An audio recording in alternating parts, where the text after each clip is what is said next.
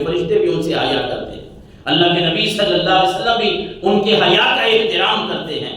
اور آپ کے اگر سخاوت کی بات کریں، وہ بیر روما کا واقعہ ہو، وہ کسی بھی معاملے کو ہم دیکھتے ہیں تو حضرت عثمان غنی رضی اللہ تعالیٰ عنہ کی سخاوت میں ہر جگہ پہ نظر آتی ہے۔ اور آپ کی جو شہادت ہے وہ 18 ذی الحج کو ہے۔ اچھا، یہ فضائل تو ہم سنتے رہتے ہیں، میں یہ سخاوت کی بات بھی آپ کو سناتا ہوں، لیکن حضرت عثمان غنی رضی اللہ تعالیٰ عنہ کو شہید کیوں کیا گیا؟ ہم پڑھتے تھے، ہمارے ایک شیخ الحدیث صاحب تھے، ہمیں دورہ حدیث میں جب حضرت عثمان غنی کی باتیں وہ پڑھاتے تو بڑا روتے تھے۔ اچھا، کسی دوست نے پوچھ لیا کہ حضرت آپ کی یہ کیفیت حضرت عثمان غنی کے لیے کیوں بن جاتی ہے؟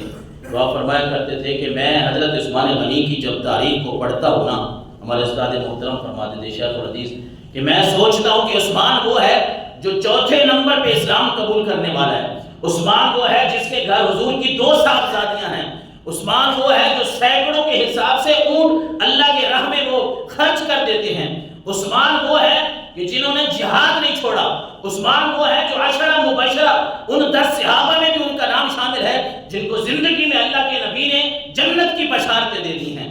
لیکن میں روتا اس بات پہ ہوں کہ یہ وہی عثمان ہے جن کے خلاف ایک باغی اٹھا، کیونکہ اسلام کا کام جب چل رہا ہو نا تو ایک آدھ آدمی ایسا بھی ہوتا ہے اس کو بڑی چوبن ہوتی ہے۔ ایک نام ملتا ہے عبداللہ بن سبا، عبداللہ اس کا نام ہے، نام دیکھیں عبداللہ، اللہ کا بندہ۔ اور حضرت عثمان کے خلاف سب سے پہلے جو سازش کرنے والا ہے نا وہ یہی عبداللہ ہے۔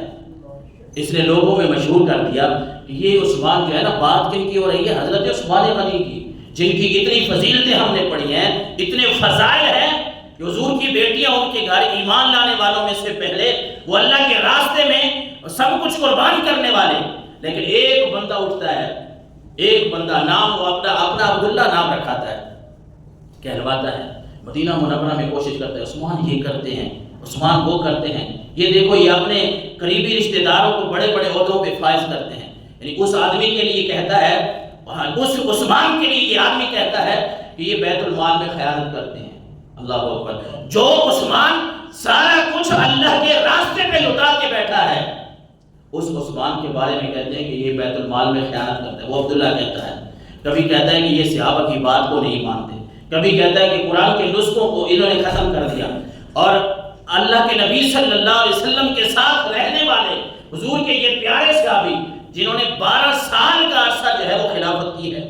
عمر کتنی ہو گئی؟ 82 سال، 80 اور 2 82 سال، 12 سال کا عرصہ تو خلافت کی ہے۔ اس سے پہلے حضرت ابو بکر اور عمر کی جو خلافت ہے وہ بھی تقریباً 12 سال ہے، 2 سال حضرت ابو بکر کی ہے، 10 سال حضرت عمر کی ہے، اس میں بھی مشیر خاص رہے ہیں۔ ہمارے شیخ الحدیث فرماتے تھے مجھے ارمان اور افسوس اس بات پہ رونا آتا ہے کہ جو آدمی 24 سال، یوں سمجھ لیں کہ وہ 12 سال مشیر خاص رہے ہیں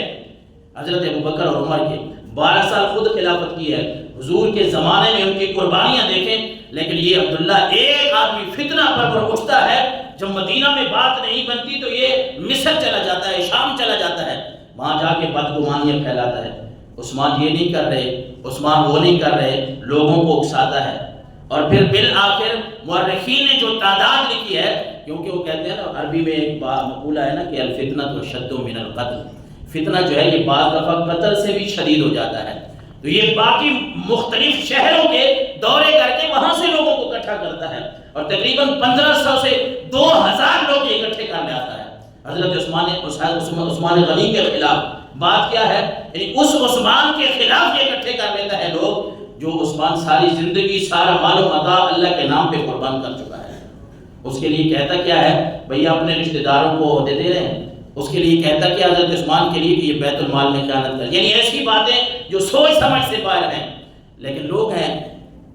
ظاہر جن کے مقدر میں اس طرح کی باتیں لکھی ہوتی ہیں وہ اسی طرح ہی کرتے رہتے ہیں، تو اس نے اتنے لوگوں کو اکٹھا کر لیا، 1500 2000 لوگوں کو اکٹھا کر کے حضرت عثمان غنی کے گھر کا محاصرہ کر لیا۔ 82 سال آپ کی عمر، اتنے بزرگ ہیں آپ، اتنے آپ عمر رسیدہ ہو چکے ہیں، اور حضرت عثمان غنی کے گھر کا ان لوگوں نے محاصرہ کر لیا۔ 40 دن تک یہ محاصرہ جاری رہا۔ حضرت علی المرتضیٰ بھی موجود ہے، حضرت علی المرتضیٰ پیغام بھجواتے ہیں، جاتے ہیں کہ حضور آپ حکم دیں ہمیں